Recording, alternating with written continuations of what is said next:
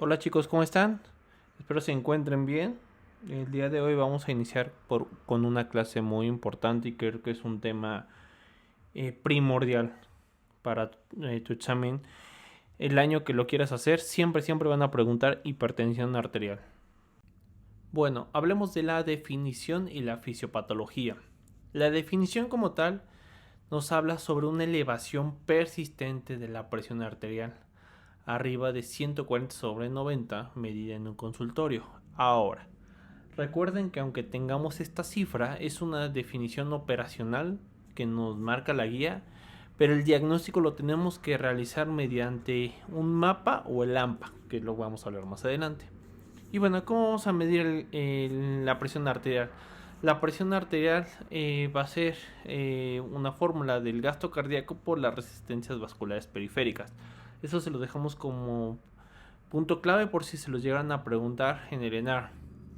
Y dentro del bajo gasto que podemos encontrar en un paciente, vamos a hablar sobre datos neurológicos, como alteración del estado de alerta, datos cardíacos, disnea o proapnea, angina.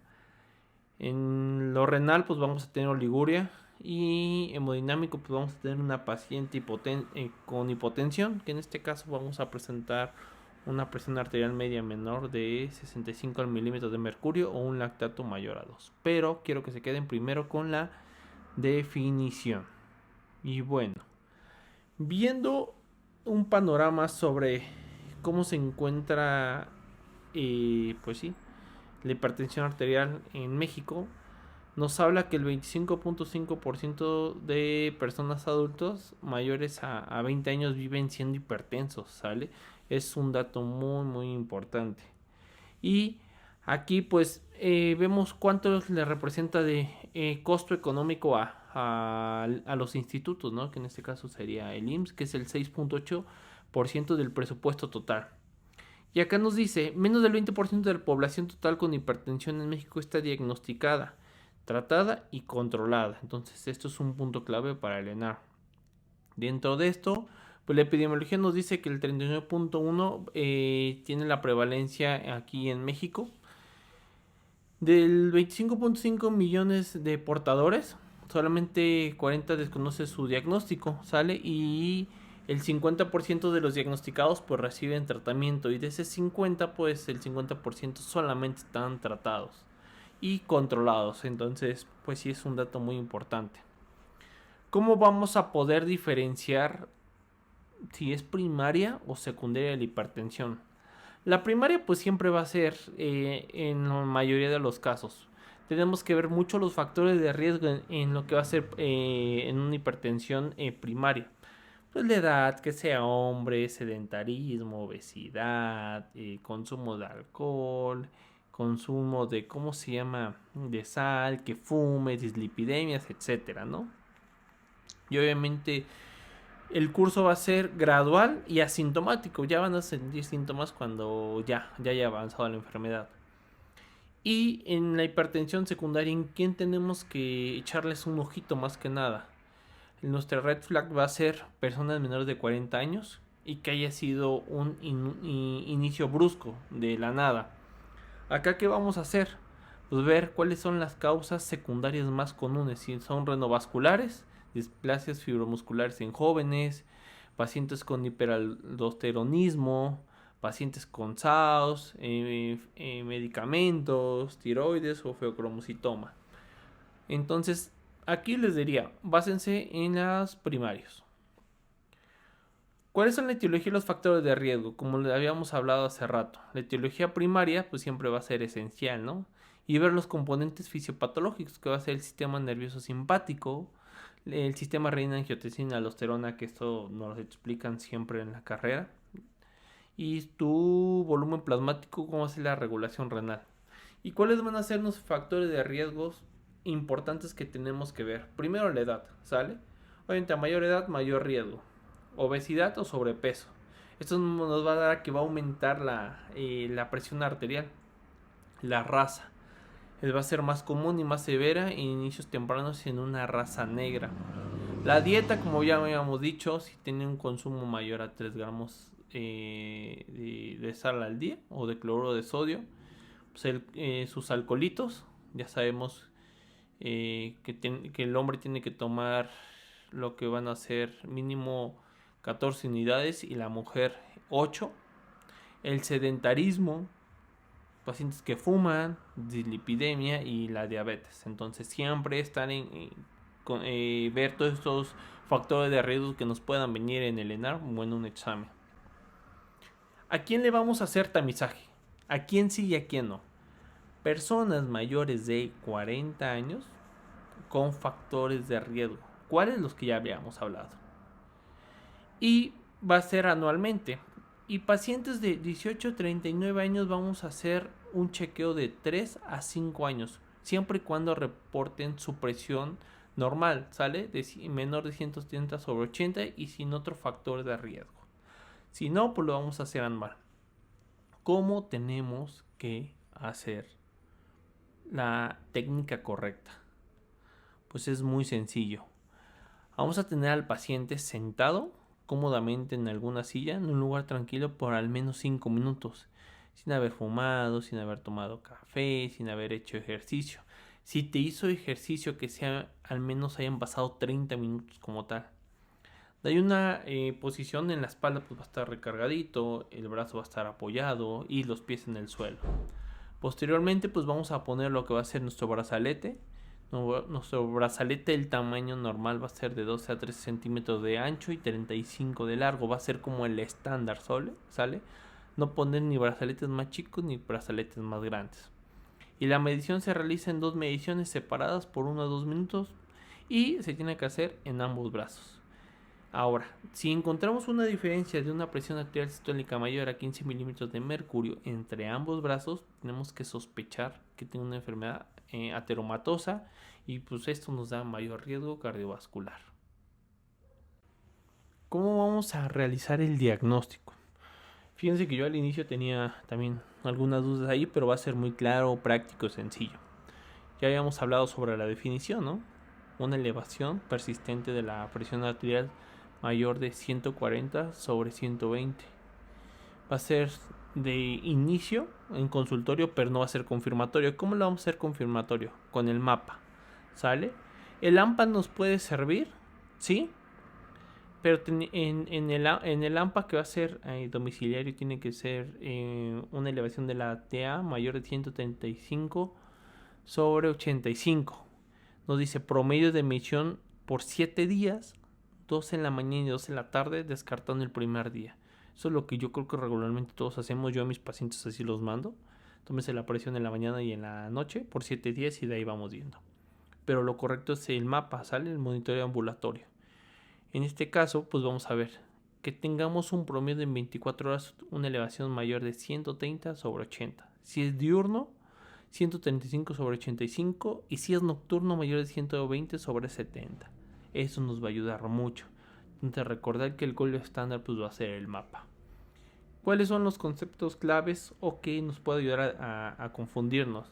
Primero, la hipertensión de la bata blanca. La hipertensión de la bata blanca nos dice que tu paciente va a tener una presión elevada en el consultorio, pero normal en tu casa, ¿sale? Y eso nos va a aumentar el riesgo de un evento cerebrovascular a largo plazo. Y la hipertensión enmascarada, digamos que es al revés. Tu presión normal va a estar, tu presión normal en consultorio, pero elevada cuando te hagas el mapa. Y eso también nos va a dar un riesgo de AVC comparable a la hipertensión como tal sostenida. Entonces, ver el de la bata blanca, elevación de tu TA en ¿cómo se llama? En consultorio, a comparación de la enmascarada, que la enmascarada en consultorio está normal, pero en casa va a estar elevada. Aguas con esos datos. Y bueno, aquí tenemos una clasificación. La óptima, menor de 120/180, lo normal de 120/129 sobre 80/84, ahí. Si de ahí empezamos a tener elevado, ya hablamos que el paciente pues tiene hipertensión. Y un dato clave o una perla nos dice la sistólica sube de 20 en 20 y la diastólica sube de 10 en 10. Durante esto que tenemos un tema aparte. Vamos a hablar cuál es el impacto que va a tener a un daño a órgano blanco, que ya sabemos cuáles son: cerebro, corazón, riñón, arterias periféricas y retina. En este caso, pues hablando de cerebro, un EBC o que sea un accidente transitorio isquémico. Dentro del corazón, pues vamos a ver que hay un daño al corazón a nivel de hipertrofia, pues enfermedad coronaria, insuficiencia cardíaca, incluso un infarto. En el riñón, pues que haya la disminución de la tasa del filtrado glomerular. En las arterias periféricas, pues el índice tobillo menor a 0.9. Y en retina, pues descarta que tengamos retinopatía hipertensiva. ¿Y qué estudios van a pedir ustedes cuando les llegue un paciente? El estudio, pues ya saben. Sabemos qué estudios hay, pero no sabemos para qué, ¿no? Entonces, dentro de sangre, la química sanguínea, glucosa, creatinina, electrolitos, perfil de lípidos completos, tanto colesterol como triglicéridos, examen general de orina para ver el cociente albúmina-creatinina, vamos a ver un electrocardiograma, incluso una radiografía, nos va a ayudar a ver la silueta cardíaca, y pues vamos a tener herramientas para estratificar, ¿sale? En este caso los riesgos cardiovasculares. Tenemos Framingham, Score, Procan, QRACE o las cartas de la OMS. Aquí también ya fuimos hablando cerebro, corazón, riñón, lo que va a ser a nivel de la retinopatía y arterias periféricas. Ya vimos que nuestro paciente es hipertenso y vemos que estudio le vamos a pedir. Ahora, primero lo que tenemos que hacer es modificar nuestro estilo de vida. Dentro de la modificación de estilo de vida vamos a reducir la ingesta de sodio a menor de 2 gramos, ¿ok? 2 gramos de sodio, que eso nos va a reducir regularmente de 2 a 8 milímetros de mercurio. Dentro de la dieta nos habla de la dieta DASH o la dieta mediterránea, que en este caso frutas, verduras, legumbres, también tenemos que evitar lo que van a ser harinas, carbohidratos, etcétera. Esto nos va a reducir de 8 a 14 milímetros de mercurio. Bajar de peso, ¿sale? Mantener un índice de masa corporal normal que es de 18 a 25. Eso nos va a ayudar a reducir de 5 a 20 milímetros de mercurio. La actividad física. La actividad física nos dice que hagamos de 30 a 45 minutos de ejercicio aeróbico de intensidad moderada dentro de 5 a 7 días. Y les voy a dejar una preguntilla que le hicimos una pregunta que dice: ¿cuántos pasos diarios son recomendables en un paciente con hipertensión arterial? Piénsele un poquito. Si dijiste de 8,000 a 12,000 pasos, estás en lo correcto, ¿sale? De 8,000 a 12,000 pasos tendremos que dar diario. Quién sabe si lo demos. Ahí ustedes chequen. Reducir el consumo de alcohol, como les decía. El hombre tiene que tomar menos de 14 unidades de alcohol en la semana, que si no mal recuerdo son 125 de vino y 250 de cerveza. Y la mujer menor de 8 unidades. Mira, ahí dice 125 de vino y 250 de cerveza. Y esto nos va a ayudar a reducir de 2 a 4 milímetros de mercurio. Y el suspensión de tabaquismo, pues igual, nos va a ayudar. Ya se los comenté hace rato, pues ya los tenemos ahí. Esa es la primera línea, ¿sale? Lo no farmacológico. De ahí nos vamos a lo bueno, a lo exquisito, a lo que me gusta. ¿Cómo vamos a realizar nuestro manejo, ¿sale? Nos dice que tenemos que tener una terapia dual. En este caso, vamos a ocupar un YECA o un ARA, uno u otro. Los dos juntos no pueden ir, ¿sale? Eso siempre recuerden, los dos juntos no pueden ir. Un YECA o un ARA, más un bloqueador de los canales de calcio o un diurético tiacídico. Cualquiera de los dos, ¿sale? Considerar que la monoterapia se reserva para pacientes con hipertensión arterial grado 1 y de bajo riesgo, ¿ok? Entonces podemos utilizar un YECA con un bloqueador de canal de calcio. Si alcanzamos la meta así, chingón, quedamos así. Pero si no, tenemos que utilizar un triple ¿ok? Que sería un YECA, un ARA, más un beta bloqueador, más un diurético tiacídico, ¿sale? Similar a la tiacida. En este caso, lo que nos recomiendan es que todos estos vengan en una sola píldora o en una sola pastilla para mejorar la adherencia. Si alcanzamos las metas, ya la hicimos, pero si no alcanzamos, estamos hablando de una hipertensión arterial resistente. O sea, ¿por qué? Porque ya tiene una falla con 3 medicamentos. En este caso, pues podemos añadir un cuarto, que sería la espironolactona. Pero ojo, tenemos alternativas. Si la tasa de filtrado glomerular es menor a 30 mililitros por minuto, sobre minuto, o hay contraindicación, tenemos que dar prazosin o un beta bloqueador. Prazosin o nifedipino o amlodipino, ¿ok? Y pues reevaluar. Entonces acá, ¿qué queremos? La meta de la TA tiene que ser menor de 130 sobre 80, pero no menor de 110 sobre 70. ¿Por qué? Porque el paciente puede tener clínica, ¿sale? Puede ser que el paciente presente hipotensión arterial por la disminución drástica. Aquí, pues sobre la adherencia, pues siempre va a ser recomendable que vengan todos en una sola pastilla, ¿sale? Y la función renal siempre se considera para usar un diurético de asa. Bueno, aquí les dejamos los medicamentos: YECA, ARA, beta bloqueador, diuréticos, antagonistas de la aldosterona. Aquí YECA y ARA, recordar, el YECA no va junto con el ARA. ¿Cuál es la contraindicación del YECA? Tos seca, ¿sale? Tos seca. Dentro del ARA, pues vamos a ver que pacientes pueden presentar hipercalemia. Dentro de los bloqueadores de canales de calcio, amlodipino, nifedipino, puede presentar cefalea. De los diuréticos tiacídicos, en este caso, vamos a ver que tenemos hidroclorotiazida.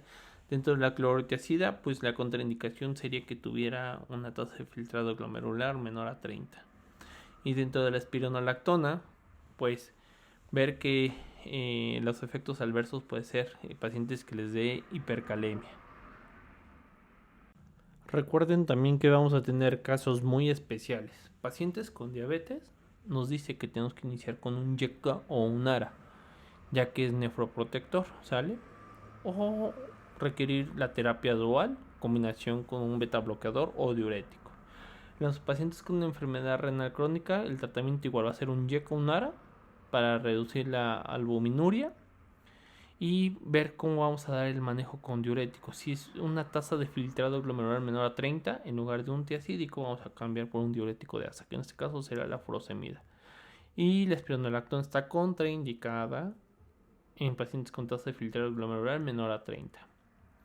Lo que les dije, nunca vamos a combinar un YECA o un ARA por el riesgo elevado de hipercalemia y de pues lesión renal aguda, ¿sale? Pacientes con insuficiencia cardíaca, vamos a tocar el tema, ¿sale? Vamos a tocar el tema de los famosos 4 fantásticos, pero pues vamos a hablarlo más adelante. Y en un paciente, pues ya, de la tercera edad, lo que queremos evitar acá va a ser la hipotensión. Entonces, en este caso vamos a tener una monoterapia, pero con dosis bajas que poco a poco vayan siendo aceptables. Y la meta va a ser pues menos estricta que en un paciente pues más joven como tal. Ya vimos, ¿cuál va a ser nuestros metas de control? Paciente menor a 80 años, menor a 140-90. Lo ideal sería menor de 130-180 si lo llegara a tolerar. Pacientes diabéticos renales, menor a 130 sobre 180. Y en un paciente adulto mayor, menos de 50 sobre 190. Muchos se dirán, ¿qué onda? ¿Por qué tan alta? Fisiopatológicamente tiene su porqué. Porque pacientes que ya son hipertensos, crónicos, adultos, no podemos bajar de golpe porque el cuerpo se acostumbra. Entonces no podemos bajarlo de golpe. Y recuerden, no disminuir menor a 120 sobre 170 porque pues, el paciente pues, va a sentir el madrazo y pues, va a tener todo hipoperfusión y va a tener hipotensión arterial. Y ver cuándo el tratamiento falla o tiene una resistencia. Tenemos que ver, como ya se ha dicho, hipertensión persistente o resistente va a ser el uso de 3 fármacos, ¿sale? Incluyendo diferentes tipos de antihipertensivos. La confirmación antes de diagnosticar se debe descartar. Mala técnica a lo mejor de la medición o efecto de la bata blanca. Pues que no esté tomando su medicamento, que muchas veces se pasa. O que el paciente esté consumiendo sal, cigarro, alcohol, etcétera. Y dentro del, si vemos que lo manejamos como primaria y no jaló, pero sospechamos en secundaria, ¿cuándo tenemos que sospechar? Ya como habíamos dicho, inicio súbito, que sea resistente, menor a 40 años, presenta daño de órgano blanco desproporcionado. ¿Y cuáles pueden ser las causas? Ya habíamos hablado, SAOS, o apnea obstructiva del sueño, hiperaldosteronismo, enfermedad renovascular, parénquima renal, uso de medicamentos o sustancias. Y bueno, ya lo tratamos. ¿Cuáles van a ser nuestras complicaciones? Que este tema también lo tenemos muy apartado, que va a ser una urgencia contra una emergencia hipertensiva, cuando el paciente tiene una TA mayor de 180 sobre 110. Y la pregunta del millón, ¿tiene daño a órgano blanco? ¿Cuál sería? Dolor torácico, disnea, déficit neurológico, cefalea, alteración del estado de alerta, papiledema. Si no tiene eso y solamente tiene la elevación de la presión, tiene una urgencia hipertensiva. No requiere hospitalización ni bajarse la TA en chinga. Vamos a ajustar el tratamiento y el objetivo va a ser reducir gradualmente la TA y darle seguimiento por la consulta externa. Pero de lo contrario, si hay un daño agudo o si sí tenemos todos estos síntomas, pues tenemos un daño a órgano blanco y hablaremos de una emergencia hipertensiva, que esto es grave, hospitalización inmediata. Y de aquí, pues, monitoreo va a ser muy estricto, porque ver que no tengo un evento cerebrovascular, que no tengo un síndrome coronario agudo, un edema agudo pulmonar, disección aórtica, en embarazadas, preeclampsia, eclampsia o síndrome de HELP, encefalopatía hipertensiva, insuficiencia renal aguda, entre otras. Que este tema lo tenemos aparte. Y bueno, acabamos la clase. Yo creo que fue rápida, práctica, sencilla. Tenemos puntos muy importantes. El diagnóstico preciso no solamente se va a confirmar en consultorio. Tenemos que ver tanto el monitoreo domiciliario de la presión arterial o el mapa, que es el gol estándar. El algoritmo siempre va a mandar, ¿sale? El tratamiento estándar va a ser una terapia dual, YECA más ARA con un beta bloqueador o una tiacida. Puedes escalonar a un triple esquema, que va a ser diurético más beta bloqueador más tiacida. Y si vemos que tiene resistencia, lo vamos a dar la espironolactona. ¿Cuál va a ser la meta? La meta va a ser que los pacientes, lo ideal sería menor 130 sobre 180, pero no bajar menor de 110 a 100 sobre 70. Ya hablamos por qué. No todo es medicamento. Tenemos que ocupar la dieta DASH, en este caso la disminución de la ingesta de sal o de sodio, porque pueden preguntártelo. El YECA y el ARA son claves porque son de primera línea y tienen indicaciones muy específicas como diabéticos y pacientes renales. Y recordar que una de las contraindicaciones va a ser el embarazo. Recuerda la adherencia. Nos dice las guías de práctica clínica que lo mejor es en una sola pastilla.